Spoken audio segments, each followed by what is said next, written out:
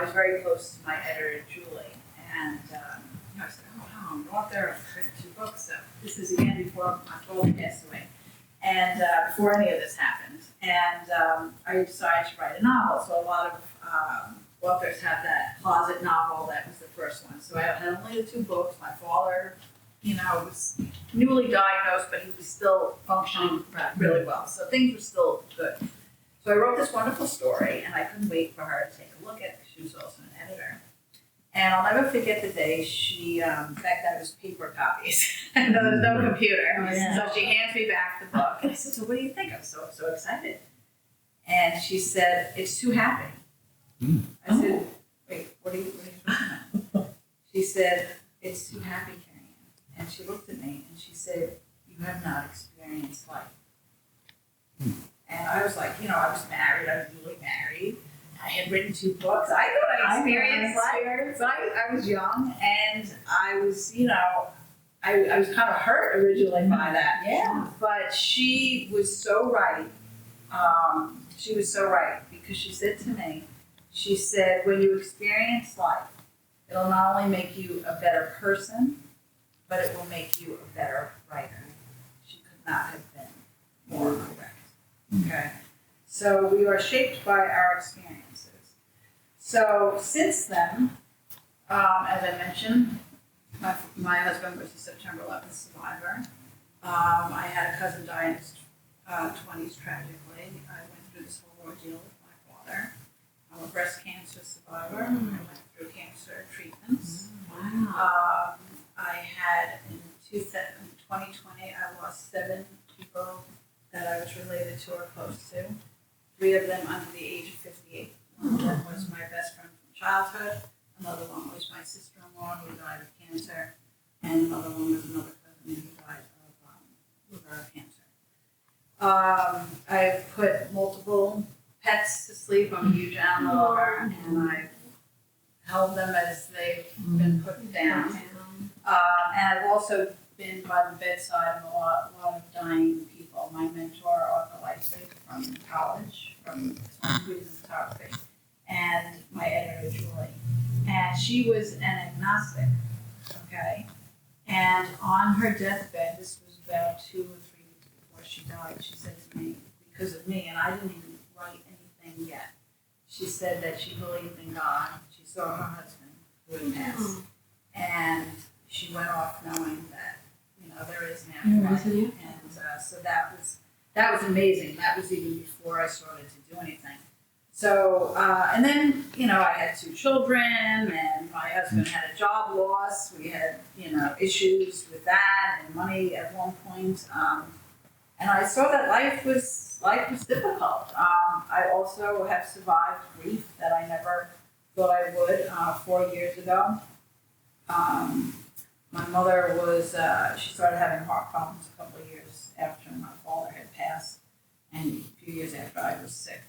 And she ended up in the cardiothoracic unit of West Manhasset Hospital for 7 months with a trachea. Oh, wow. And she was young. She looked, people would say, you sisters. She was not an old person at all. And the things that I saw in that hospital, because she was in a cardiothoracic unit, it doesn't matter how old you are, no child should ever have to see and experience. To this day, when I've gone to doctors, my son was having something, and after he got his wisdom teeth, and I was talking, and there were complications. We ended up in LIJ, and I'm talking to them, and they said, "Oh, I'm sorry, I didn't realize that you were in the medical field." I'm not. I know a lot about it. So the point of this is, and it took me a while to be able to say these things. I hid that I had cancer from my fan base, from family members. I mean, no one knew. This has been the first year that I've acknowledged, and this was 2016. But I realized how many people are suffering, and that sometimes our own experiences can help others. So at that point, I really started to understand what Julie meant about experiencing life. Now, obviously, we can't experience everything in this lifetime. I mean, that would be horrific. There are so many things that go on that we can't all experience these. But I decided to try to help people with my own experiences. But how did I get through it all? The difference was, with my father, I was angry at God. With my mother, I no longer held on to that anger. So instead of fighting God, I was running to God. So our spouses, our kids, do we not get into arguments with them? We get angry with them. It's the same thing with God. Yep. We get angry, so there's still times that I say, really, God? Really? Okay. But I don't stay, the difference is I don't stay angry, okay? Because what is the point of that? It's not God's fault. It really is not God's fault. And I was an equestrian for a long time during my younger days as a child and then through early adulthood.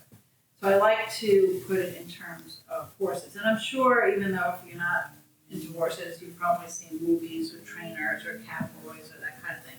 You see a horse that is not trained. And what is that horse doing? That horse is fighting and it's sweating and it's angry and it's not loved, it's not touched, it's nothing because it's fighting and fighting and fighting the trainer, okay? Getting nowhere because it wants to control. And then one day, the horse just breaks. It mentally has a break. And it walks over and it feels like it's defeated. And that's when the relationship begins between the trainer and the horse. That's when there is love, there is feelings, there is a bonding that happens from the surrendering to the trainer.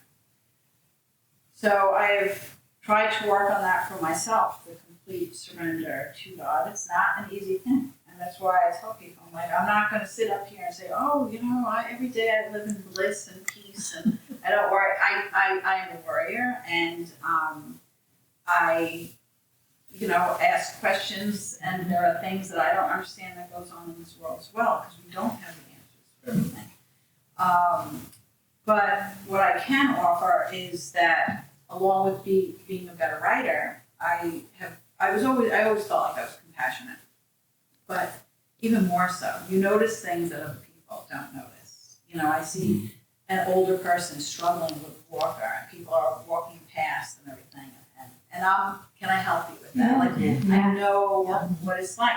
So if Jesus Christ had to suffer, okay, for our sake, if he had to suffer, then who are we to say that we shouldn't suffer? When suffering, as much as we hate it, none of us want to suffer, but it has its purpose. Like I said, it gives us an understanding, it gives us compassion, and it also makes us appreciate other things. My mother did not see the light of day for 7 months. They finally got her out. At one point, she was able to get out once they took the trach out. So I think of them. I look outside and I'll just stop and, I do a lot of my work in the summertime and I'll do it on my patio. And I'll stop, I'll look at the birds, I'll look at the sky. And I'll think of my mother, how that was taken away from her. Something so simple as that was taken away. So suffering changes us. So it's hard to say we embrace suffering because we don't want to, we're like, get rid of this. But we run from it, but there is a purpose to it. So what I set out to do, so I had a mixture of books that I've written about history. My books have gotten more spiritual as the years have gone on. And the Medal came out in 2012.